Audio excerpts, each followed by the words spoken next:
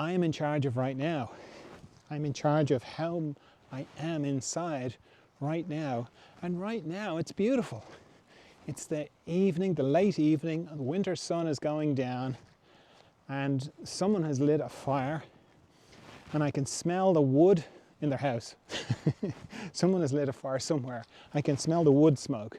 You know that lovely smell of wood being burned in a stove? That's coming out of their chimney and it's reaching my nostrils. That's what's happening in my world right now.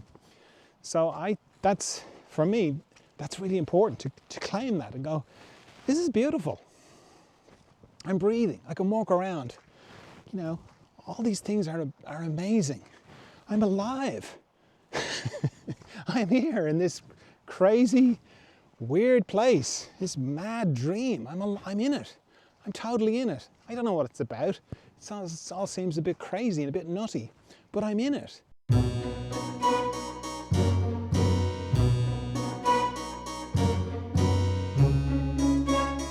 Hello friend, John Dalton here, Further Emergence podcast, where we go into love, consciousness and the mystery. And in this episode we're going into what is love, expressing creativity, certainty in the current climate, survival and safety, and living with enlightenment.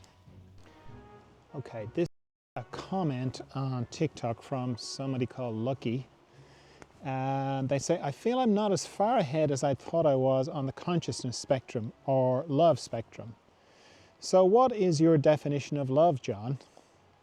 I think knowing what you feel love is would help me greatly, and I'm sure a number of your followers too. Thank you for your insight. Right. Well, that is not easy to sort of put in one, well, here's what love is. Often for me it sort of feels like what it's not. And it's certainly like what's portrayed in Hollywood as love, all kinds of like romantic love, but also altruistic love. That is an aspect of love, but it's not the full picture. And it's sort of focused on too much, I think, and it gives people the wrong idea. I was only, something popped up on one of my socials today, and they were talking about, you know, spark and chemistry and all that kind of thing, which is a part of it, but it's a very thin part of it. And love is pretty extraordinary, really, when you get into it. And it's, to me, like love, consciousness, and the mystery, they're all the same thing. But like, I prefer simple language for myself because it seems like one of the things that happens with profound truths and the way, you know, things are organized is that people get into the role of interpreters. I'm the interpreter of the truth. Now let me tell you what that person is actually saying, you know. And then you get into the complicated language. So it's unusual for me to think in terms of like three different words for the same thing. It sort of reminds me of my upbringing and the three divine something or others and the one God or something. Anyway, the reason why love, consciousness, and the mystery are the same thing as far as I can see is because it's easier to come at it. Like ultimately it's all the mystery, but you can't keep talking about the mystery all the time, even though I'm sure you're possibly going, yeah, well that's kind of all you do, John, is talk about the mystery. Yeah, well, to a degree I do, but there's kind of limitations to that. There's only so much you can get across in describing things in terms of the mystery, even though it all is the mystery. Whereas when you say, like I could talk about the mystery and then if I can kind of go, yeah, but it's actually love, then it's like, oh, now I kind of get it. Now I kind of understand.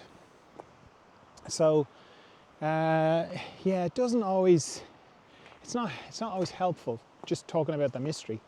It's not always helpful talking about consciousness, but when you frame things in terms of consciousness, it makes sense. And then when you frame them in terms of love, it also makes sense. So, love is the mystery for me. It's the mystery in action, but you know, the mystery is kind of impersonal. Like you may have had the experience where you're standing, like I'm in beautiful nature here, right? So let's say you see a beautiful sunset, or you're on the beach, you see this beautiful sunset, and you're like, oh my God, it's so beautiful, and you're on your own. And you kind of go, oh, I just want to express it. I just want to express this upsurge of gratitude or acknowledgement of this beautiful gift that I've been given, this amazing thing I'm looking at. I just want to say thank you. And maybe you go, thank you. And it sort of feels like it sort of leaves your mouth and falls on the ground, you know, because the mystery is so impersonal. But the mystery, as it expresses itself in people, well, that's very specific.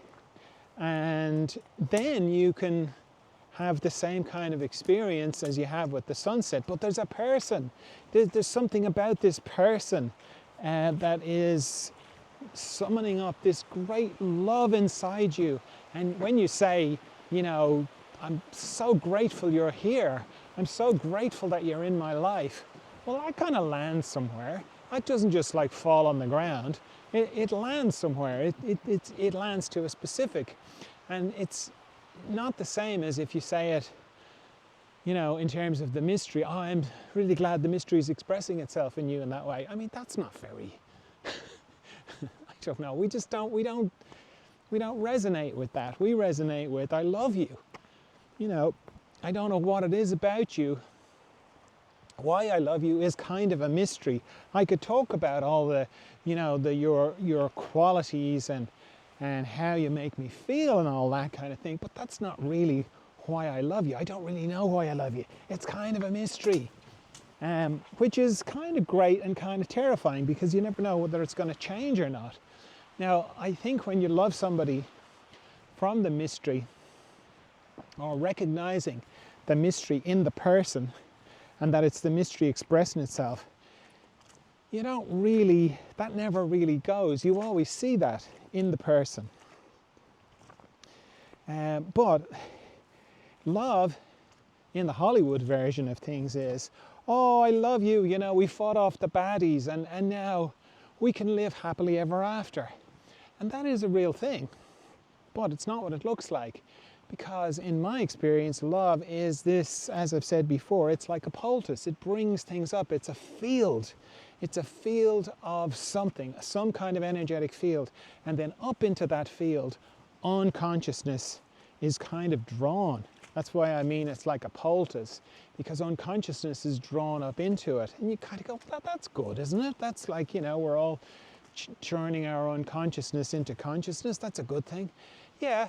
But if your unconsciousness happens to be that you are very insecure, or you're afraid that the person's going to leave you, or they happen to trigger all your childhood traumas all at the same time, that doesn't feel very romantic, because you find yourself behaving in all sorts of strange and disturbing ways that that you don't see in Hollywood films. Well, if you do, that it's not explained. It's like, well, that person's, you know, got problems. They're a problem person.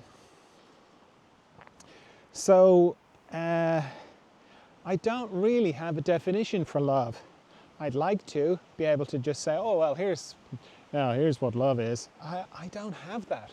What I have is experience, my experience of love, and it is mysterious. It's mysterious in the way that it works, because it does burn you out. You go, well, that doesn't sound very romantic, and it's not very romantic to experience either.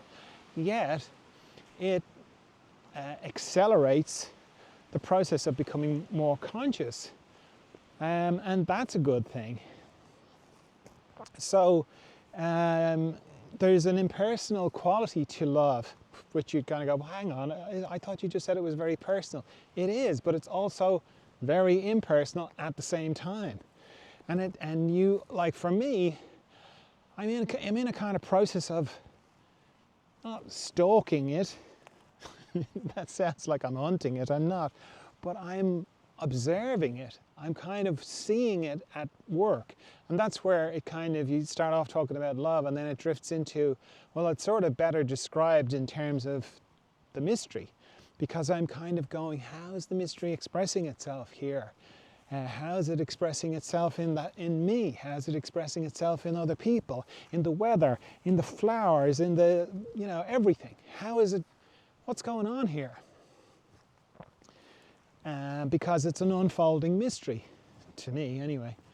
So when you're sort of saying, oh, you're behind on the consciousness stakes and you're behind on the love stakes, I don't think you are. I think I'm kind of in the same place. Like, it's, part of me is nearly always going, I don't know. Or, what the fuck? Like, what just happened? Why did that happen? Why did I say that? Why did the person say that to me? Why did I pull out in traffic like that? It doesn't matter what it is, but it's like, it's not clear and it's messy. That's why we like Hollywood movies, because they're not messy. It's like, okay, the good guy defeated the bad guy and he got the girl or the guy or whatever, whoever he's into. Or she defeated the bad thing and now she got the thing. We like that. We like the tidiness of it. We like the, oh yeah, that's great. But that's not like how it works, unfortunately. Fortunately, in life, it's very, very messy. So I think you're probably doing okay, and I think you've probably got a pretty good definition, or you're as close to it as I am. And for me, the process of going deeper into love is about really removing or allowing and not resisting too much the removal of ideas I had about love, the way it's supposed to go. It should have been like this, and it turned out not to be like that. And then not being too attached to it and letting it go gently as possible, anyway.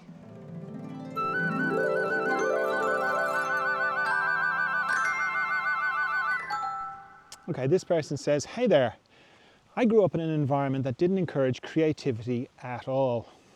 These days, I feel a real pull to create, but I honestly don't know where to start or how to give myself permission to do it. What would you suggest I do to begin opening that door now, this late in the game? Thanks for listening and take care. This late in the game. I'm guessing this person is a bit older, but then old is a kind of relative thing, isn't it? Because a person might be 24 and feel like, oh, that's it, my life's over. Yeah, well, creativity is a very spiritual thing, I think. Or it's very much related to consciousness and growth in consciousness. So I think when you think about it like that, it sort of takes the pressure off. Because one of the things that, particularly if you're not used to it, one of the difficult things about creativity is this feeling like I have to produce a masterpiece right off the bat. First thing, the first stroke I make with my pencil has got to be beautiful.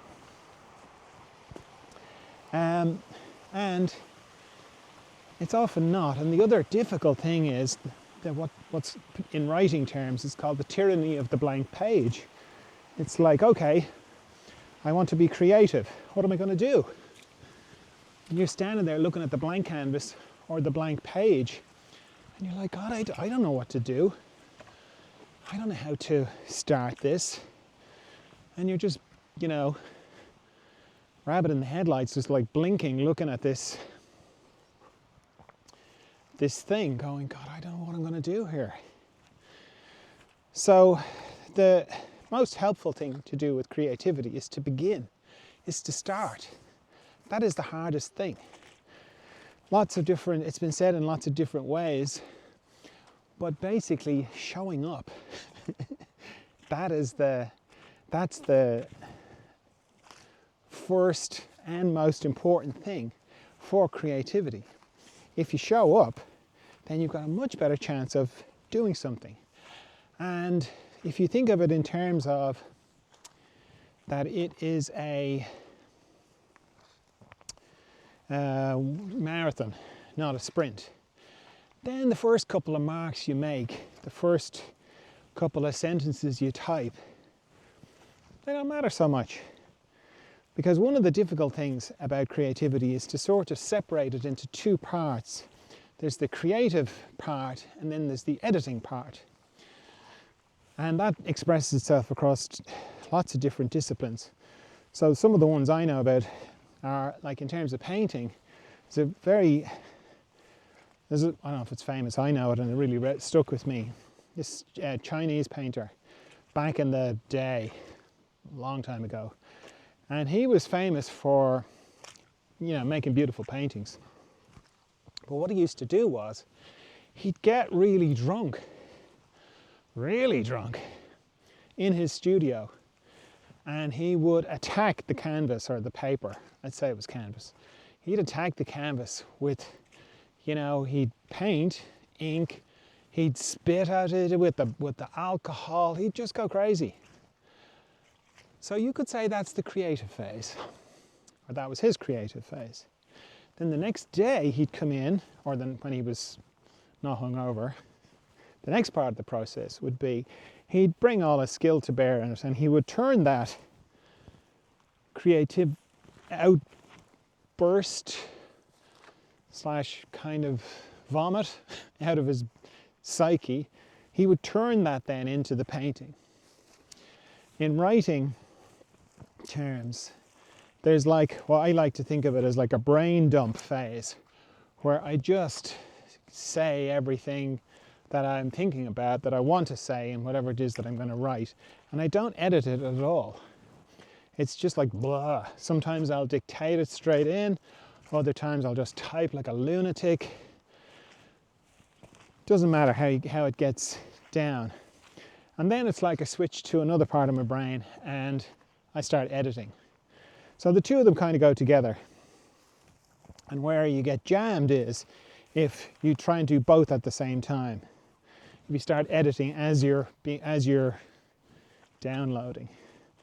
So I would suggest that you go with whatever you're drawn to.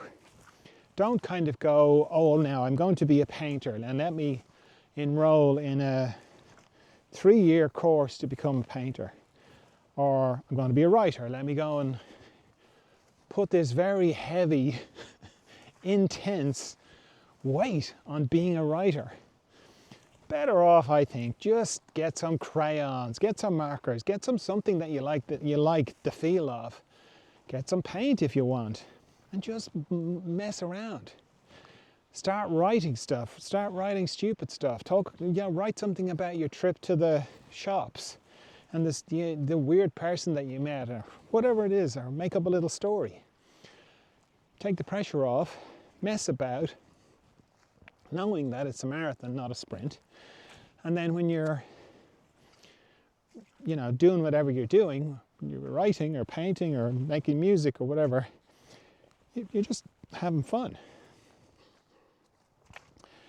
And maybe get used to throwing things away, because often when you're starting out with creative stuff, you can kind of feel like, oh, I put so much effort into that now, I really want to preserve it. And that's fine. But sometimes it's good to burn things. Sometimes it's good to just delete them. I can remember writing a story back in the 80s. It was great. It was a big film script. I wrote the backstory for everybody. And it was brilliant. It was... Of course I'm going to say that. Well, I wouldn't actually, because I've written stuff that isn't brilliant. But it was very good. And through one thing and another, I didn't keep a copy of it. And I still regret that, that I didn't keep a copy of it. But the thing is, it didn't stop me making other good things. I've made lots of other good things since. And yeah, it'd be nice if I came across it more just to see it, because it was all about a lot of things that are happening now, like to do with virtual reality, and it was great, but it's gone. And my life didn't end, and my creative life didn't end. So the point being, you know, you might have to burn a few things, you might have to throw a few things away, just so you can see that you did it. Just so you don't get too precious about the stuff you create. And then when you're in the swing of it and you're just doing it because you like doing it, not because you're trying to make some huge creative thing, you're just doing it because you like it, then the good stuff will kind of rise to the surface. But the main thing is enjoying doing it, I think. And the tyranny of the blank page or the blank canvas takes away from the enjoyment. So if you can get over that by, it's a marathon, not a sprint, that helps. And then, yeah, getting used to maybe just destroying some of the stuff you create. And, so you're not too precious about it. And you realize, yeah, it's actually, the bit I like is the painting, or the bit I like is the making the music, or the bit I like is the writing itself.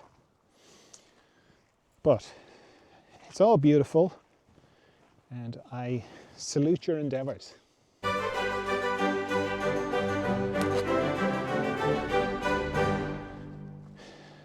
Okay, this person says, hello John, I'm currently looking at issues to do with uncertainty, doubt, and a grasping at a certainty that was never a certainty. Certainly, in social media, it seems people easily feel threatened by someone who holds a different worldview, and misunderstandings due to different ways of using language can make this a fraught process. How do we individually deal with uncertainty or a change in the order of things, especially for people who were once an authority figure, but now feel the loss or challenge to that? It seems to be all up for grabs. Keep well, my friend. Well, people talk about certainty as if it was a real thing. Like often people will talk about some of the things I talk about as magical thinking. And of course I'm like, is that a bad thing? But they'll kind of talk about it in terms of like the real world and what's really going on and reality, that kind of thing. To me, when people talk about certainty, that to me is like what they are referring to as magical thinking, because certainty is not a real thing. Not in my experience. It's not something that's it's like a nice kind of thing we tell ourselves because we really want it to be true, like security and certainty. And there's so many examples of when what was certain becomes uncertain and how disorienting it is for people. So I think it's helpful, I find it helpful anyway, to acknowledge that certainty is not a real thing. Because you talk to anybody who's had a pretty serious bereavement in their life, and they get it. Because they thought their life was certain, they thought everything was great, and then suddenly this person that they loved, whether it's their partner or their child or unexpectedly dies, they know there's no certainty. There's a movie I watched many years ago. It's like it's a kind of a complicated movie, but you could look at it from one perspective as it being like a teenage coming of age kind of story. And that's what you kind of think, that's what you think you're watching. And then the main character in the movie, he goes to bed one night and a jet engine falls through the roof and I think it kills him. And it's like, well, what are the chances of that? And to me, it's like, well, there's just as much chance of that as anything else. And where is certainty in the face of that kind of stuff? It's nowhere, because it's not a real thing. It's just an idea we tell ourselves. Now, I am not saying all that to you as is the truth, because as you know, I'm kind of truth averse, because truth is a kind of certainty, isn't it? So if you like, oh, this is the truth, there is no certainty, that's not good, because then you'll go out and you'll try and convince everybody. and you'll have the spiritual high ground, and you'll be like, oh, you fools. Don't you know there's no such thing as certainty? And that's what you get on social media. A version of that is like one certainty arguing with another certainty.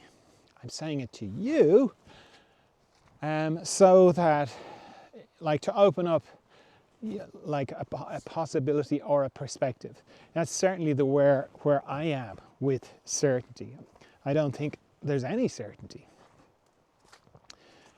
So I think for me, then I don't really get into arguments with people about that kind of thing. I can talk very passionately about my perspective and what, I feel in my system. But I'm not certain about it because I've seen things change too much. I've seen new information coming in and me going, oh, I thought that was the way things were, but now, So that happens enough times, and then you kind of go, oh, okay, well, this is the way it looks to me. Everything to me looks a bit like a whiteboard. Everything is kind of like my best working theory, but it's a whiteboard. It's not chiseled in stone. And it means it gives me the flexibility to change as new information comes in, which I think, isn't that what the scientific method is supposed to be about? I think it is, but it's not always applied like that, because they're like, oh, these are definite things, which to me is so not acknowledging the mystery. And yes, I am kind of talking about the mystery, but I'm also talking about the mystery of existence. Like, when we think about what we know now, we compare it to the Middle Ages, they would have been like, whatever. No, the sun definitely goes around us. I'm not saying it does or it doesn't, but it would have been, that's the certainty back then. And it's like, it's proof, look at it, it's moving in the sky. And it's a pretty good argument.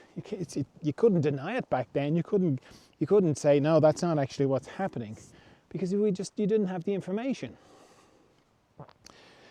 So why do we think we now have the information? Why do we now think we know everything, and that there are certain things? Like, surely we're discovering new stuff all the time. And with the new stuff, what was certain is no longer certain.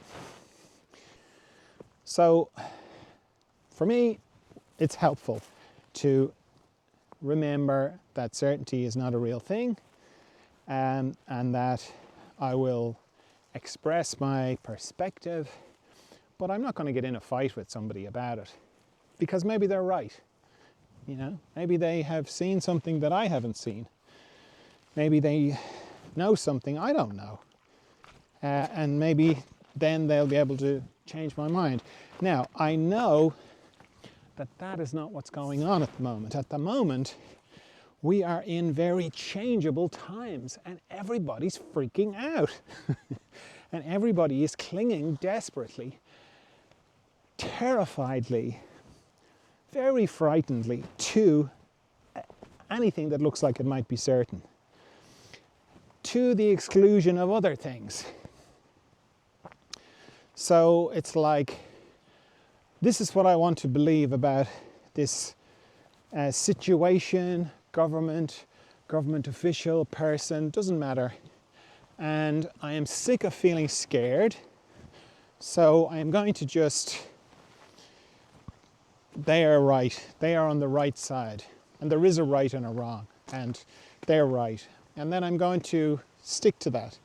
And if they happen to do some things that are a bit off, well, I'm sick of the terror of uncertainty. So I'm just not going to think about that too much. I'm going to just think about that they're good and they're on the right and they know what they're doing. Because I'm exhausted from being uncertain. I'm exhausted from being afraid. And there's a lot of evidence to say or point towards that the exhaustion from being afraid is not accidental. It is engineered, or tried to be engineered in a way. Because when people are afraid and exhausted, they're much easier to kind of point, or they're more suggestible. which is all true. But then in the bigger picture, there is a big change in consciousness happening. And it has to happen because the world is not very loving. Which, I don't know.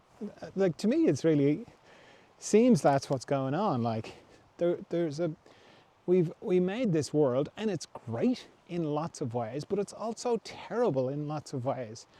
And just because it's great, we can't ignore anymore the terrible stuff.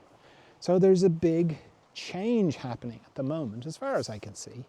Big change in consciousness, big change in the way we do things, but more importantly, the way we think about things and what we prioritize. Now, I know at the moment, if you look in the news, you'll go, well, it doesn't look like that, John. It looks terrible. It looks like things are getting worse. And that is true, but it's also a matter of focus. I don't think things are getting worse. I think they are getting better, but it's at a deep level. So possibly my perspective is more informed by my work with people physically getting better. It's like when people get a temperature, for example. Now, there's lots of things to try and suppress temperature, particularly if it's a very high temperature, and there are many reasons why that's a good thing. But from the body's point of view, it's trying to do something. What in the more natural medicine perspective would be like, it's a healing crisis. And the healing crisis is the body is trying to kill something off by raising the temperature. Now, that's uncomfortable. If you've ever had a high temperature, it's hard to sit in the high temperature going, oh, isn't this great? My body is doing a great thing. It's like, oh, I feel terrible. I want it to stop. And that's understandable. And I think that's kind of where we're at the moment. We've got the high temperature. Things are happening. Terrible things are happening. But, there's lots of really good things happening as well. And our nervous systems are geared up for terrible things. So the terrible things make a bigger impact. Not to diminish them in any way, but they do make a bigger impact. I mean, they say that it takes 7 positive, affirming, life-affirming, loving stories, news stories, to counterbalance 1 negative, scary story. That's how weighted our nervous systems are towards fear. So I like to remember that, and I like to seek out what's going on that's good. And there's a lot. There's quite a few YouTube channels that are all about what's good, and they'll do a roundup every month. Here's all the great things that happened this month. And they're very good. There's lots of great things happening. So, and there's also this idea of flooding the field with negative stories, focusing on them for that idea of getting people a bit more maneuverable, a bit more susceptible to suggestion. I mean, that's a thing. There's no point in pretending it's not. It is a thing, and it's done on purpose. And it's awful. Of course it's awful. But it's part of the change that I think is happening. So, I don't know if I've answered you. I hope I have, or I hope I've given you some things to think of. I don't really think of myself as answering here. It's more just responding to what, whatever the person is wondering about. It's like I'm wondering about it too. But the thing that gets overlooked a lot in these bigger questions is separating out what you're moved to do, which is a hard one to face. What am I actually moved to do? And then do whatever you're moved to do, and then be okay with what you're not moved to do. And then, so that's, you separate those two things out, and then you come back into being the custodian of your well-being. We don't really think about that. No one else is going to check really if you're happy. I mean, people will ask you, and your loved ones will be concerned about you. It's kind of up to us to check whether we're happy or not, and to take care of it. And we have to kind of look at, what am I doing, and is it helping me be in the moment? Like I'm out in lovely nature right now. So if I am like on my phone going, oh my God, look at that terrible thing that's happened. Oh my God. Or even if I'm not on my phone, if I'm just going, I can't enjoy this because there are people suffering in the world, and I must suffer with them. That's the only one who's suffering in my reality right now is me. As I say, because I think I'm doing something by being upset and by ruining my present moment, which I'm not. I'm not helping anybody with that. But it's like, if I look at what I'm moved to do, and it doesn't matter what you're moved to do, right? Like, let's say you're moved to go and protest. Great, go and do that. Let's say you're moved to go and work for a charity organization. Great, go and do that. Let's say I'm moved to go on the streets and help the people who are struggling there. Great, do that. But when you're doing that, you're not doing something else. So you can't do everything. So you're going to have to deal with what you can't do or what you don't do at some stage. And that, I think, it's overlooked. Like, by not separating out the two things, then you're kind of left with this unpleasant feeling of I feel terrible about the terrible things that are happening, and I feel like I should be doing something, but I don't want to face the fact that I am not actually moved to do something. So let me just get on social media and be very upset about it and let everybody know how upset I am about it. Or let me just ruin my moment, my day to day, by all the terrible things that are happening in the world. Now, if you're listening to me, I'm standing in the middle of beautiful nature. There's nobody around. So in my experience right now, there's no terrible things happening in the world, not in my world. And that's not to be denying that there are terrible things, or I hear stories about the terrible things, and it breaks my heart. But I am in charge of right now. I'm in charge of how I am inside right now. And right now it's beautiful. It's the evening, the late evening, and the winter sun is going down, and someone has lit a fire, and I can smell the wood in their house. Someone has lit a fire somewhere. I can smell the wood smoke.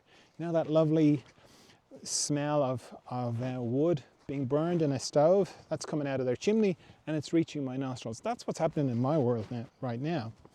So that's, for me, that's really important to claim that and go, this is beautiful. I'm breathing. I can walk around. All these things are amazing. I'm alive. I'm here in this crazy, weird place, this mad dream. I'm in it.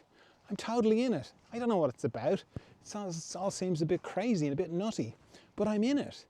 I get to be in it because apparently, by the look of it, I don't get to be here indefinitely. It seems like it's limited. All these things are amazing and beautiful and wonderful, and I will ruin them, or I will, get pulled away from them if I get distracted with all the terrible things that are stories. So it's a weird kind of expression of compassion, I suppose, or it's another version of that 360-degree love that I talk about, whereas I have to include me in it as well. Sponsor time! Well, sort of, not exactly. I don't have a sponsor. These podcasts are free. They're free to receive, but they're not free to make. I don't have a crew. I don't have a video editor. It's all just me. And I do receive a little bit of help from the people on Patreon. And if you're one of those people, thanks very much. But mostly it's funded by me. Mostly all this stuff is just funded by me. I don't have a social media person. I don't have anything. It's just me doing it. If you would like to help, support that. Support the sort of things I talk about: consciousness, love, compassion. If you want to support that kind of future, or me and what I'm doing, if you're getting something out of these podcasts, then I'd really appreciate it if you would help out on Patreon or PayPal. You can just, you don't have to get into Patreon if you don't want to. So if you want to help out on Patreon, it's patreon.com/John Dalton Podcasts. Or if you want to help out on PayPal, it's furtheremergence.com/support. But anything that you can send helps, and then you're a kind of sponsor. And then you can also, people write all the time with the different things they want response to, but maybe you've got something, or maybe you'd like me to do something else, in which case you're very welcome to. So the rough idea is, if you met me in person, would you like to have a cup of tea with me? And if you would, then you sort of can, the tea part anyway, because for roughly the price of a cup of tea, depending on where you are in the world, you can support what I'm doing on Patreon. And if you would do that, I would really appreciate it. It would help out a lot. Thanks very much. Back to the episode. All right, this person says, "Good afternoon. As I look back over my life, I'm struck by how many catastrophic mistakes I've made, all painfully obvious in hindsight. At the time, however, I seemed utterly out of my own control, behaving in ways I can scarcely recognize now, like a woman unmoored from her better judgment. I'm aware there was trauma in my early childhood, yet even allowing for that, what I did feels beyond what one might reasonably excuse or understand. How is one meant to make sense of such a life? And is there any dignified way to live with what cannot be undone? Yours sincerely, a troubled woman." Well, I feel for you, because I think we all have that in one way or another. We look back on what we've done, doesn't matter really what age you are, and we kind of go, what was I doing? And the fact that you mentioned that you had childhood trauma, to me, that it all makes sense. And let me give you a little model that I find helpful for making sense of it for myself, because I had childhood trauma, as I've talked about before, severe childhood trauma when I was 3, and that has shaped me. And what I have discovered for myself and for other people that I work with is that you can make sense of it all by thinking of it in terms of safety. When you think of all your actions in terms of they were a bid for safety, then it makes sense. And you might go, well, hang on a minute, safety? I chose this terrible person to marry. I took this job, that boss. I stayed in that job with that bullying boss for all those years, and now you're telling me that was safety? And I would say, yes, that's exactly what it was. He said, but it wasn't safe. Well, what I have discovered is we live our lives, we live through them. And it's a bit like living in the house. You live in your house and you put some new bit of furniture in the house. And when it's new, it's like stands out and you're looking at it and you're like, oh, this is great, I love this. 4 years later, you don't even see it. You hardly see it. If it's moved, you'll notice. But by and large, you don't even notice it. And yet it was the big deal when you got it. Our survival mechanisms are like the new bit of furniture, but much more intense than buying a new couch, because we create our survival mechanisms under, depending on the trauma. It could be the trauma of being slightly neglected by your parent, or it could be horrible, horrible, horrible trauma, we still make it to survive. And that's, I think, something that's not really, it's very hard to get that, survive. Okay, particularly when your survival mechanism is biting you in the arse for the rest of your life with what you judge as terrible, terrible choices. It's very easy to kind of overlook the fact that this thing I don't like, it actually helped me survive. I would not be here. I wouldn't have got through. It's very hard to face that. I wouldn't have got through. I wouldn't have survived. I would have been annihilated. So, survival, great. Then, so let's say survival is the focus. I'm going to create this mechanism to survive. And then I survive, and then just a little bit above survival, just a little bit, not a lot, just a little bit above survival, I am going to designate that as safety. Now you might go, well, it's not safety. My two donkey friends have come to visit. Hi boys. You might say, but that's not safety. It's like it is compared to survival, because it's like you've made it, you know, out of the burning building. You're on the ground outside the burning building, and you're, as a child, going, okay, this is safety. So I think of it as, let's say with this woman, she survived her childhood trauma. She made it on the grass outside the burning building, and she said, this is safety. Great. Now, what is safety? Let me just lock it in. And it's like she made a little doll, and we all do this, a doll, a scary kind of Frankenstein-y doll out of twigs and snails and puppy dog's tails, and you know, it's like a Barbie, but it's got a weird leg, and it's got funny hair, and the face is a bit burned, and it's scary. It's the sort of thing, if you saw in a nightmare, you'd get a fright. So that's what safety is. That's what that person, that's what we decide. We go, okay, this is safety. And you'd go, okay, so the thing is, we hold the doll up and we go looking for it. We spend the rest of our lives looking for this. We go, this is the standard, this is the measure of safety. Now let me go and look for it. So we'll go into a room with 100 people, and we'll compare the doll to everybody in the room, and we'll pick the person that looks the closest to the doll. Now, that means that we're picking a scary person.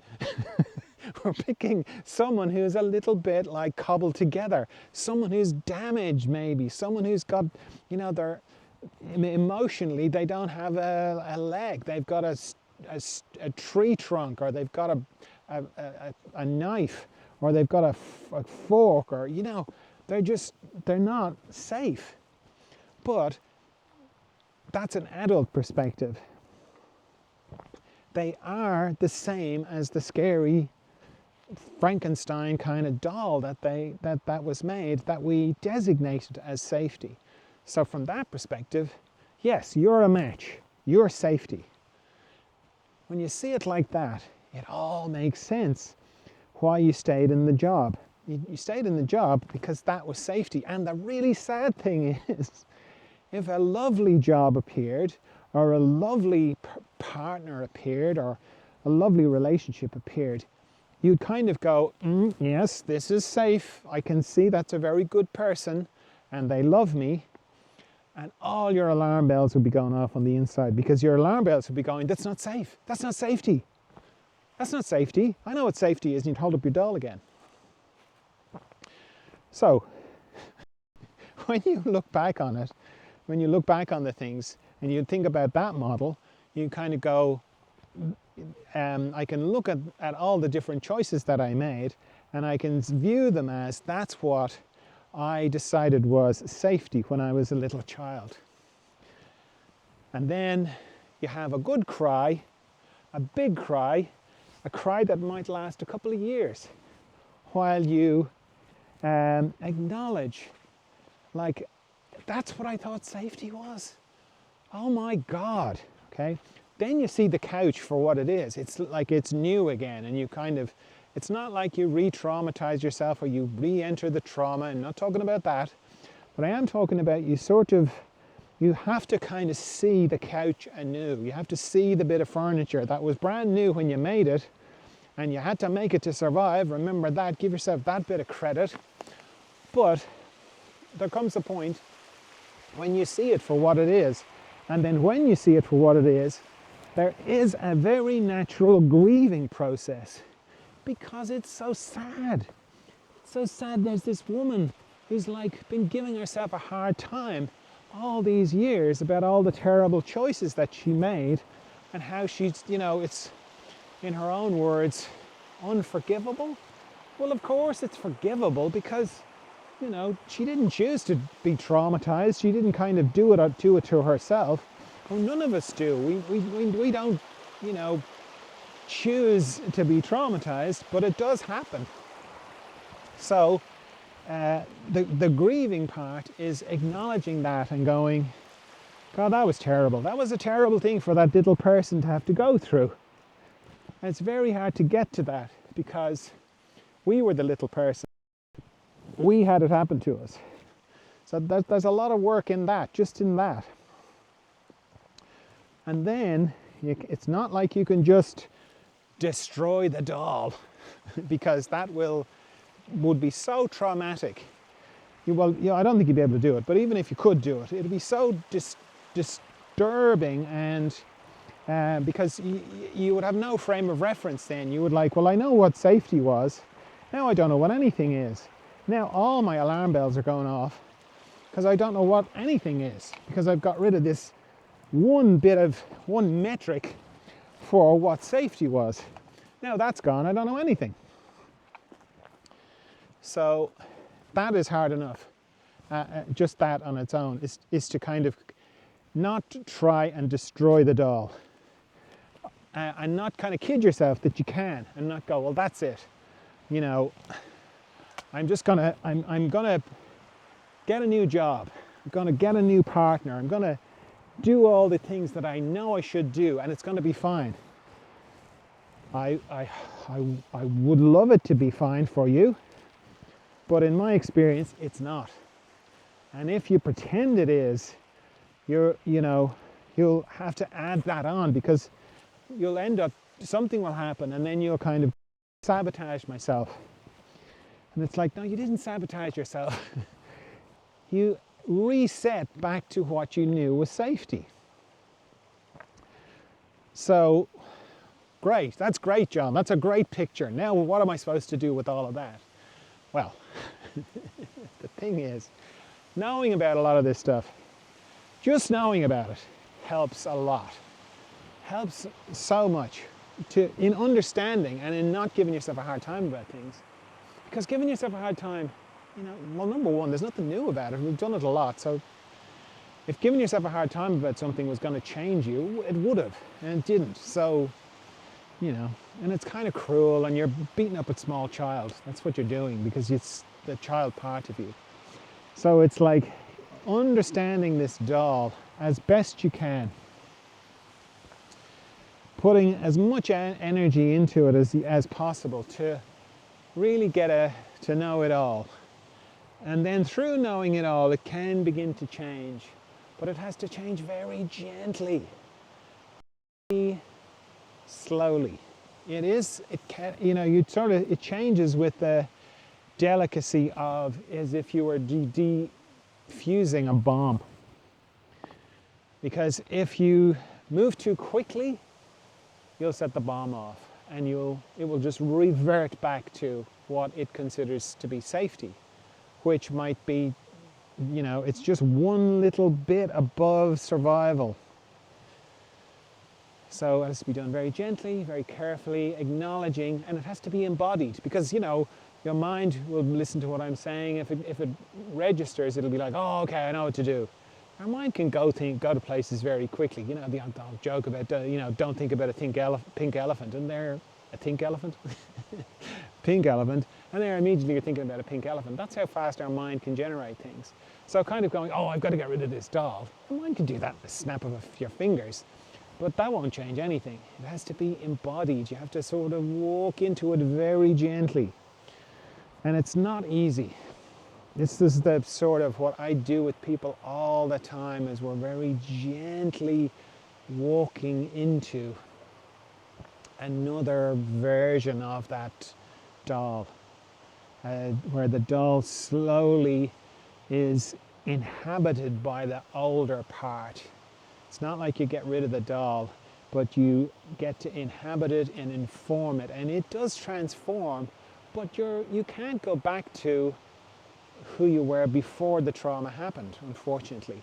And even though the survival mechanism is superimposed on your own sweet natural nature, you can't go back to the pre-traumatized, not really. What you can do is you can take that who you were before you were traumatized, and you can get that to inhabit it as the adult that you are now, and negotiate through all the very difficult and very gentle changes that have to happen to help that doll not look so scary, for your recognition of safety to increase and expand away from just above survival, to get up off the grass outside the burning building, to go and have a bath, to breathe fresh air, to go for a nice drive, to be happy. That takes a good while of gentle work. So it doesn't matter how old you are, you can still do it. You can still go through it and gently change it. And I certainly wish that for you.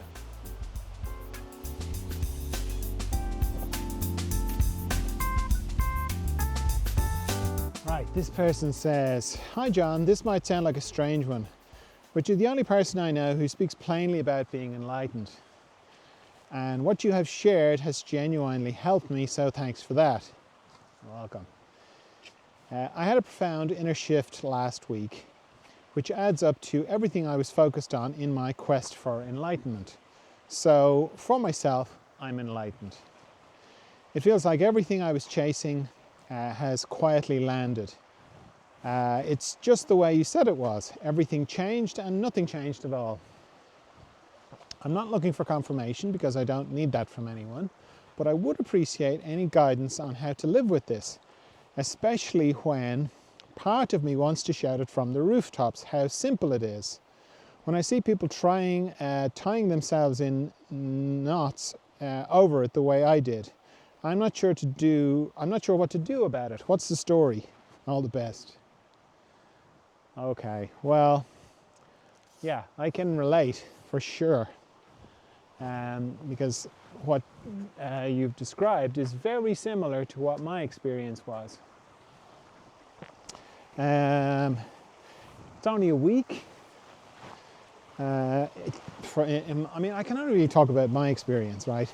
But in my experience, it takes a while. It takes a while to settle down because it's such a radical thing. It is such a profound, amazing thing. And it changes everything, and yet everything seems the same. So it's like for a long time. So I said it to a few people, but not many, like 2 maybe, 2 or 3. And again, same kind of motivation as you. You sort of see people, friends in my case, who are struggling with the whole idea of enlightenment, and it's kind of like, oh, I figured that out. And in my experience, it never went well, particularly with people who knew me. And then they got into a kind of a prove it kind of vibe, and I'm like, no. And how would I? But I just know from myself that what I was looking for, I am no longer looking for. And you look like you're still looking for it, and it sounds like the same thing we both talked about. And I'm just like, saying, hey, That's where I was coming from. From their end of it, it was confronting. So my suggestion would be to say nothing.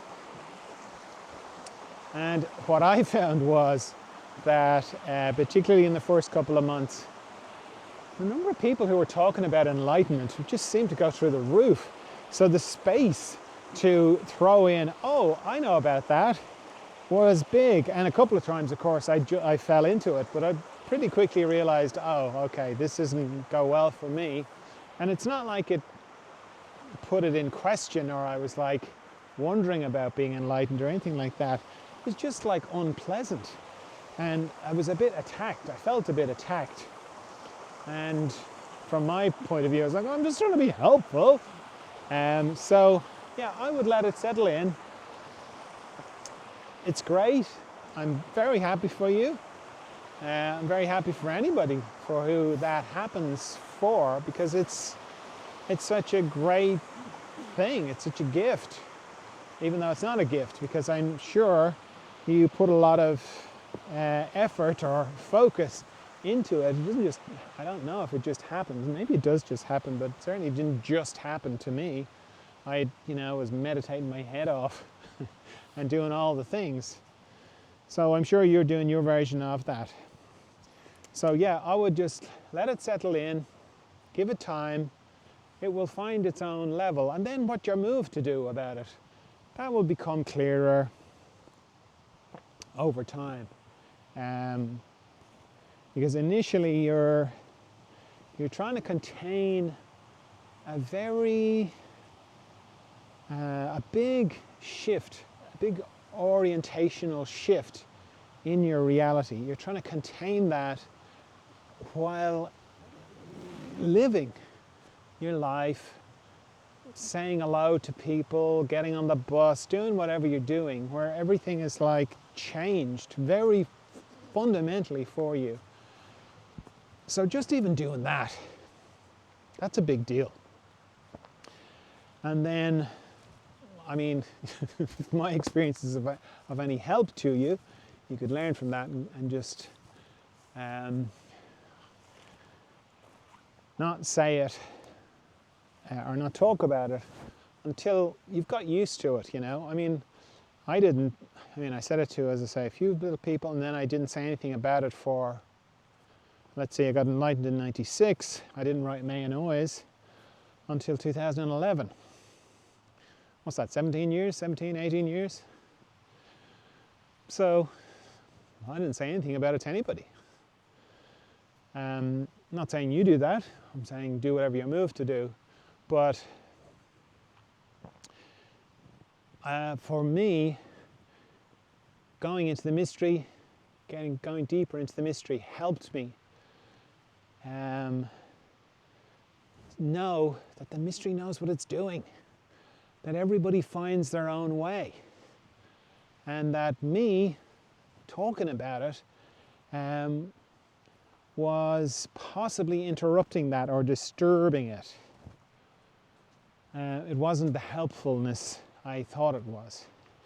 Again, not saying that's be the case with you, but that's what I got to. So, I don't know, you could maybe think about it in those terms. So yeah, I mean, feel free to keep in touch. Let me know how it's going. But yeah, I wouldn't say much about it.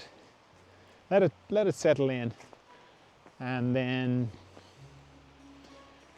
keep going deeper. And then what to do will be revealed to you. All right, that's all I have for you this time. I trust you're well. I trust you're of good cheer. I'll talk to you again soon. Bye.